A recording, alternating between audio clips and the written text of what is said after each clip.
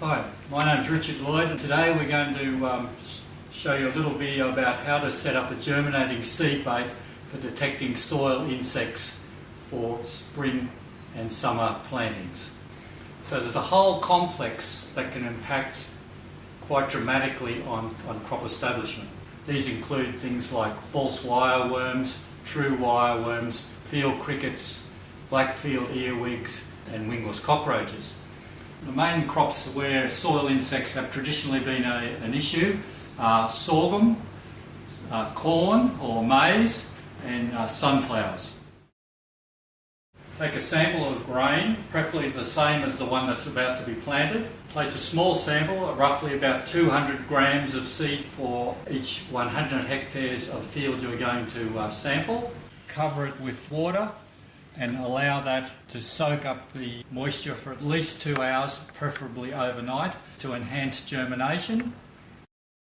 Now what we have here is a typical paddock that we would consider a high risk situation, where there's lots of stubble, weeds in the fallow and also a history of soil insects. We're going to put a series of bait stations around the field.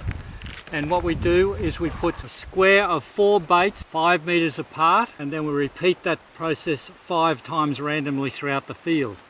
Now this field that we're working in today hasn't had any pre-planting rainfall. The soil is quite hard, so just a spoonful of grain bait, cover it over, water it to enhance germination.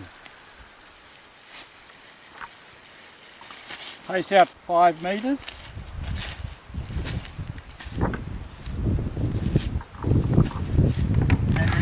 Process.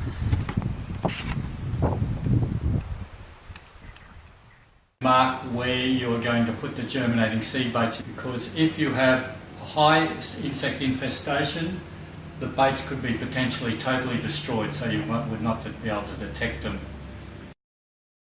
Okay, 5 or 6 days after placing the baits in the field, we'll carefully excavate the bait station and count the insects.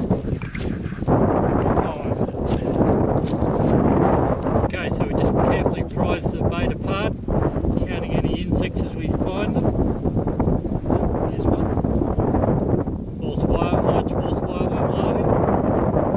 Okay, after sampling this bait station, we found 3 large false wireworm larvae. We had the same average over the lot. We had 60 insects over 20 bait stations, which would be a long way over the threshold of 25 insects per 20 bait stations. After finding this number, we would then consider either using an in-furrow spray